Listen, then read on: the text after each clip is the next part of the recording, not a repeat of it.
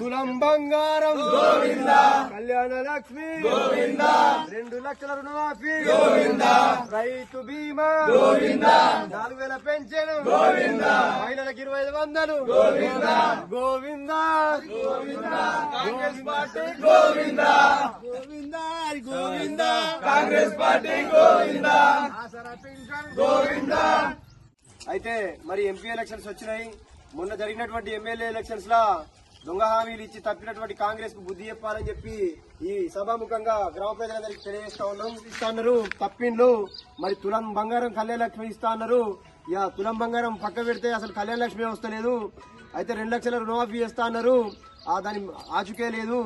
రైతు బీమా ఇంతవరకు దాని ఆచుకే లేకుండా అయిపోయింది. 4000 రూపాయలు పింఛన్ ఇస్తా అన్నారు. పాత కేసీఆర్ ఇచ్చినటువంటి 2000 పింఛన్ మాత్రమే వస్తుంది. మహిళలకు ప్రతి మహిళకు 2500 రూపాయలు ఇస్తా అని చెప్పి అన్నారు. అది కూడా మాట ఇచ్చిన వరకే ఆగిపోయింది. మరి 24 గంటల కరెంటు కూడా వస్తలేదు. ప్రజలందరూ ఇబ్బంది పెడతారు. ప్రత్యక్షంగా మనం చూస్తా ఉన్నాము. మళ్ళా పింఛన్లలో పింఛను మొన్న కాంగ్రెస్ ప్రభుత్వం వచ్చిన తర్వాత జనవరి నెల 1 నెల పింఛన్ మొత్తమే పోయింది.